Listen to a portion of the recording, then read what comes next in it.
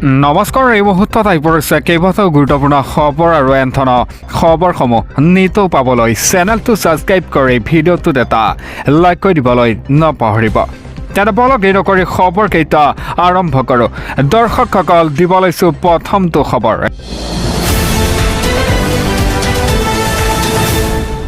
এটা breaking news আহি পৰিছে। ঘন কুঁৱলীৰ মাজতেই ভয়ংকৰ বাছ দুৰ্ঘটনা। মুহূৰ্ততেই প্ৰাণ গ'ল 11জন যাত্ৰীৰ। এটা সংকটজনক অৱস্থাত চিকিৎসালয়লৈ বহু যাত্ৰীক প্ৰেৰণ কৰা হয়। হাহাকাৰ অৱস্থা দেখিবলৈ পোৱা গৈছে। দিব লৈছে এটা ব্ৰেকিং নিউজ। ঘন কুঁৱলীৰ মাজতেই ভয়ংকৰ বাছ দুৰ্ঘটনা। বাছ দুৰ্ঘটনাত অগ্নিদগ্ধ হৈ 11 যাত্ৰীৰ কৰুণ মৃত্যু হয়। নৈশ বাছ আৰু তীব্ৰবেগী ট্ৰাকৰ মাজত মুখামুখি সংঘৰ্ষ। চালক হেণ্ডিমেন সহ 32জন যাত্ৰী আছিল নৈশ বাছখনত। ইতিমধ্যে 6জনক সংকটজনক অৱস্থাত চিকিৎসালয়লৈ প্ৰেৰণ কৰা হয়। কৰ্ণাটকৰ চিত্ৰদুৰ্গাত এই ভয়ংকৰ বাছ দুৰ্ঘটনা সংঘটিত হয়। ঘন কুঁৱলীৰ মাজতে এতিয়া ভয়ংকৰ বাছ দুৰ্ঘটনা। বাছ দুৰ্ঘটনাত অগ্নিদগ্ধ হৈ মৃত্যু হয় 11জনকৈ যাত্ৰীৰ। পৰৱৰ্তী খবৰ। বজৰং দলৰ সদস্যৰ অদ্ভুত কাণ্ড।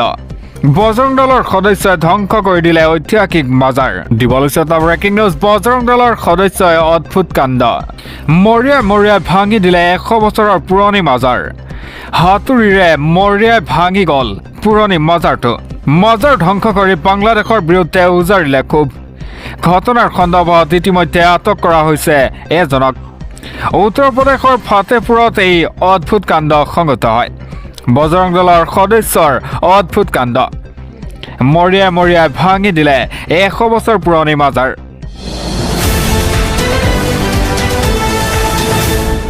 পৰৱৰ্তী খবৰ।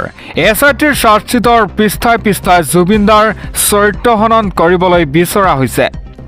শ্যামকানু সিদ্ধাৰ্থ জেলৰ পৰা ওলাই আহিব। জনতাই বিচৰা ধৰণৰ চাৰ্জশ্বিট নালাগে, জুবিনদাই ন্যায় পোৱা ধৰণেহে চাৰ্জশ্বিট লাগে। এটা গৰজি উঠিল অজাপৰ সভাপতি লুৰিণজ্যোতি গগৈ।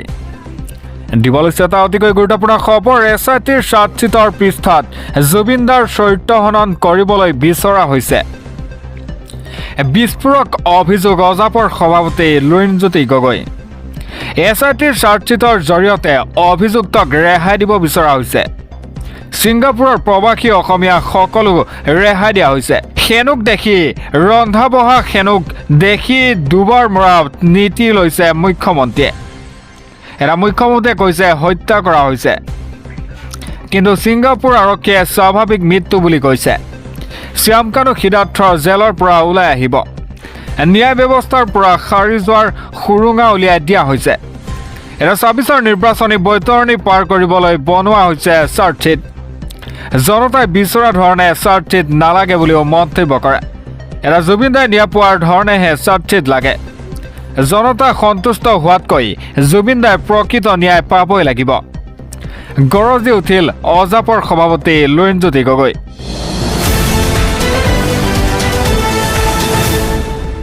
পৰৱৰ্তী খবৰ। জনজাতিকৰণৰ মৰ্যাদা নিদিলে ৰাজ্যত হ'ব এতিয়া ভয়ংকৰ পৰিস্থিতি। গাদীৰ পৰা উফৰাই দিয়া হ'ব বিজেপিক। হিমন্ত চৰকাৰক ৰঙা চকু দেখুৱাই ধাৰাবাহিক আন্দোলনৰ কাৰ্যসূচী ঘোষণা কৰে আক্ৰাছুৱে।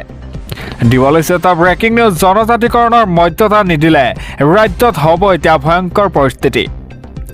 জনজাতিকৰণ নকৰিলে গাদীৰ পৰা উফৰাই দিয়া হ'ব বিজেপিক। জনজাতিকৰণৰ দাবীত চৰকাৰক হুংকাৰ দিয়ে আক্ৰাছুৱে ঘোষণা কৰিলে আন্দোলনৰ কাৰ্যসূচী। অহা 30 ডিচেম্বৰত শ্ৰীৰামপুৰ ৰাষ্ট্ৰীয় ঘাইপথ অৱৰোধৰ কাৰ্যসূচী।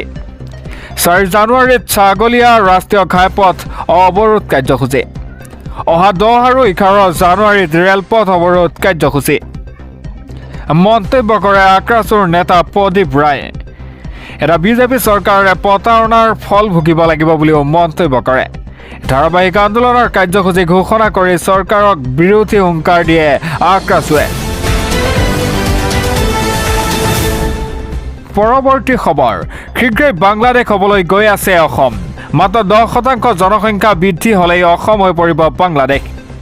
এই সমস্যাৰ বাবে মই 5 বছৰে চিঞৰি আছোঁ। বাংলাদেশী মূলৰ মানুহক যিয়ে ভাড়াঘৰ দিছে তেওঁলোকক আমি প্ৰশ্ন কৰিব লাগিব। মহা বিস্ফোৰণ ৰাজ্যৰ মুখ্যমন্ত্ৰী ডক্টৰ হিমন্ত বিশ্ব শৰ্মাৰ। দিবলৈ এটা ব্ৰেকিং নিউজ বাংলাদেশ হ'বলৈ গৈ আছে অসম। অসমৰ বাংলাদেশী সমস্যাক লৈ মহা বিস্ফোৰণ ৰাজ্যৰ মুখ্যমন্ত্ৰী ডক্টৰ হিমন্ত বিশ্ব শৰ্মাৰ। মাত্ৰ 10% জনসংখ্যা বৃদ্ধি হ'লেই অসম হৈ পৰিব বাংলাদেশ। অসমৰ পৰিস্থিতি লৈ গভীৰ উদ্বেগ মুখ্যমন্ত্ৰী। মুঠ জনসংখ্যাৰ 40% বাংলাদেশীৰে ভৰি আছে অসম, আৰু 10% বাঢ়িলেই অসম নিজে নিজে বাংলাদেশত সোমাই যাব। এই সমস্যাৰ বাবে মই 5 বছৰে চিঞৰি আছোঁ।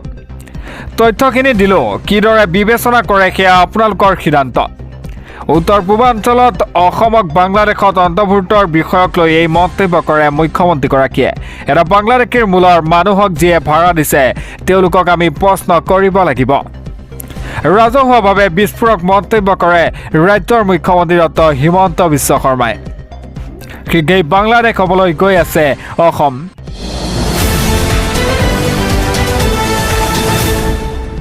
পৰৱৰ্তী খবৰ, মুখ্যমন্ত্ৰী ডক্টৰ হিমন্ত বিশ্ব শৰ্মাৰ নৱবৰ্ষৰ উপহাৰ। চৰকাৰী চাকৰিৰ পৰা অৰুণোদয় ৰেচন নিবনুৱা যুৱকলৈ আছে ভাল খবৰ। 7টাকৈ ডাঙৰ ঘোষণা কৰে মুখ্যমন্ত্ৰী ডক্টৰ হিমন্ত বিশ্ব শৰ্মাই। দিবলৈ এটা অতিকৈ ভাল খবৰ, এটা গুৰুত্বপূৰ্ণ খবৰ। মুখ্যমন্ত্ৰী ডক্টৰ হিমন্ত বিশ্ব শৰ্মাৰ নৱবৰ্ষৰ উপহাৰ ৰাজ্যবাসীলৈ। 7টাকৈ ডাঙৰ ঘোষণা কৰে মুখ্যমন্ত্ৰীগৰাকীয়ে। 9 জানুৱাৰীত এডিআৰিৰ 4ৰ্থ বৰ্গৰ নিযুক্তি পত্ৰ বিতৰণ। 10 জানুৱাৰীত এডিআৰিৰ 3য় বৰ্গৰ নিযুক্তি পত্ৰ বিতৰণ। 1 জানুৱাৰীৰ পৰাই ৰাজ্যত আৰম্ভ হ'ব বাবু আঁচনি। যুৱকসকলৰ বাবে মুকলি কৰা হ'ব এই বাবু আঁচনি। 1 জানুৱাৰীৰ পৰাই কেৱল 100 টকাতেই লাভ কৰিব ৰেচন। ৰেচনত থাকিব চাউলৰ লগতে দাইল, চেনি আৰু নিমখ। 1 জানুৱাৰীত অৰুণোদয় হিতাধিকাৰীয়ে লাভ কৰিব এই ভাল খবৰ। জানুৱাৰীৰ পৰাই ৰন্ধন গেছত পাব ৰাজসাহায্য। 300 টকাতেই পাব এতিয়া উজ্জ্বলা ৰন্ধন গেছ। প্ৰথম 2য় বৰ্গৰ চাকৰি 3% সংৰক্ষিত হ'ব এতিয়া চাহ বাগিচাৰ বাবে। প্ৰতি বছৰে 6-7 গৰাকী DSP চাকৰি লাভ কৰিব। জানুৱাৰী মাহত বাগিচা অঞ্চলত 1খনকৈ হাইস্কুল মুকলি কৰা হ'ব। প্ৰতিখন মেডিকেল কলেজত 4টাকৈ পদ সংৰক্ষণ কৰা হ'ব। মুখ্যমন্ত্ৰী ডক্টৰ হিমন্ত বিশ্ব শৰ্মাৰ এই নৱবৰ্ষৰ উপহাৰ ৰাজ্যবাসীলৈ। পৰৱৰ্তী খবৰ, 24ৰ নিৰ্বাচনৰ পূৰ্বেই জনজাতিকৰণ লাগিবই, অন্যথা লোৱা হ'ব এতিয়া ৰাজনৈতিক সিদ্ধান্ত। 6 জনগোষ্ঠীৰ জনজাতিকৰণ নহ'লে অসমখন সুৰক্ষিত নহ'ব, হুংকাৰ জনাই আকাশৰ সভাপতি মনোজ কুমাৰ ৰায়ৰ। দিবলৈ এটা ব্ৰেকিং নিউজ, 24ৰ নিৰ্বাচনৰ পূৰ্বেই জনজাতিকৰণ লাগিবই। যিকোনো প্ৰকাৰে আমাক জনজাতিকৰণৰ মৰ্যাদা লাগিব, অন্যথা নিৰ্বাচনৰ আগত ৰাজনৈতিক সিদ্ধান্ত লোৱা হ'ব। আমাৰ প্ৰাপ্য, আমাৰ অধিকাৰ আমি পাবই লাগিব, হুংকাৰ আকাশৰ সভাপতি মনোজ কুমাৰ ৰায়ৰ। জনগোষ্ঠীৰ জনজাতিকৰণ নহ'লে অসমখন সুৰক্ষিত নহ'ব। 24ৰ নিৰ্বাচনৰ পূৰ্বেই জনজাতিকৰণ লাগিবই। পৰৱৰ্তী খবৰ, ডিপুত আছে ন্যায় নোপোৱালৈকে আন্দোলন কৰিম, আমি হিন্দু হৈ সদায় মাত মাতি যাম। জয় শ্ৰীৰাম ধ্বনিৰে ৰাজপথ কপালে শতাধিক লোকে। বাংলাদেশৰ ডিপুদাসৰ কাণ্ডক লৈ চিপাঝাৰত উত্তপ্ত পৰিস্থিতি। দিবলৈ এটা ব্ৰেকিং নিউজ, জয় শ্ৰীৰাম বুলি কৈ ৰাজপথ কপালে শতাধিক লোকে। বাংলাদেশৰ ডিপুদাসৰ কাণ্ডক লৈ চিপাঝাৰত এতিয়া উত্তপ্ত পৰিস্থিতি। চিপাঝাৰৰ 15 নং ৰাষ্ট্ৰীয় ঘাইপথত উত্তপ্ত পৰিস্থিতি। দীৰ্ঘ সময় ধৰি বন্ধ হ'ল ৰাষ্ট্ৰীয় ঘাইপথ। 2জন প্ৰতিবাদকাৰীক আটক কৰে আৰক্ষীয়ে। এটা প্ৰতিবাদ কৰি বন্ধ কৰি ৰাখিছিল 15 নং ৰাষ্ট্ৰীয় ঘাইপথ। বাংলাদেশৰ প্ৰধানমন্ত্ৰী মহম্মদ ইউনুছৰ প্ৰতিমূৰ্তি উদ্ধাৰ কৰে। ডিপুত আছে ন্যায় পাবই লাগিব, আমি সনাতন ভাৰতীয়সকলৰ স্বাৰ্থত সদায় থাকিম, এনেদৰে মন্তব্য কৰে। ডিপুত আছে ন্যায় নোপোৱালৈকে আন্দোলন কৰিম বুলিও মন্তব্য কৰে। পৰৱৰ্তী খবৰ, 31 ডিচেম্বৰ পূৰ্বেই লিংক কৰক পেন আধাৰ কাৰ্ড, অন্যথা আপুনিও বঞ্চিত হ'ব পাৰে চৰকাৰী আঁচনিৰ পৰা।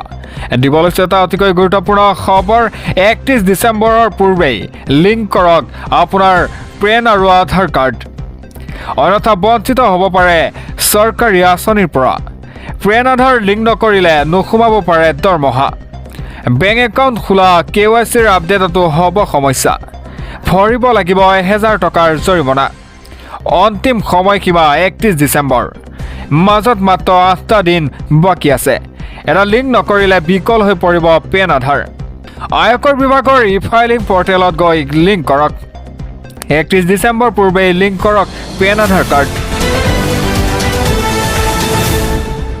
দিব লাগিছে পৰৱৰ্তী খবৰ পলাকবাৰী বিধায়ক হেমাংগ ঠাকুৰীয়াৰ টিকট কটা যাব ৰাজপথতে কাজিয়াত লিপ্ত হোৱা দুই নেতাৰ এজনকো টিকট নিদিয়ে বিজেপিয়ে সন্ধান কৰিব এতিয়া নতুন ব্যক্তিৰ ৰাজ্যৰ মুখ্যমন্ত্ৰী ডক্টৰ হিমন্ত বিশ্ব শৰ্মাৰ এই ডাঙৰ মন্তব্য দিব লৈছে এটা ৰাজনৈতিক খবৰ টিকট কটা যাব পলাকবাৰীৰ বিধায়ক হেমাংগ ঠাকুৰীয়াৰ ৰাজপথত কাজিয়াত লিপ্ত হয় বিধায়কৰ বিৰুদ্ধে কঠোৰ এতিয়া মুখ্যমন্ত্ৰী কাজিয়াত লিপ্ত হোৱা দুইজনৰ এই টিকট যোৱাটো নিশ্চিত বিজেপিত থাকিলে বিনম্ৰ সংযমী হৈ থাকিব লাগিব সমাজক ভয় কৰি চলিবই লাগিব বিজেপিত থাকিলে পলাকবাৰী সমষ্টিত তৃতীয় ব্যক্তিৰ সন্ধান কৰিব এতিয়া বিজেপিয়ে মঙলবাৰৰ ঘটনাক লৈ এই প্ৰতিক্ৰিয়া ব্যক্ত কৰে ৰাজ্যৰ মুখ্যমন্ত্ৰীগৰাকীয়ে টিকট কটা যাব পাৰে এতিয়া পলাকবাৰীৰ বিধায়ক হেমাংগ ঠাকুৰীয়াৰ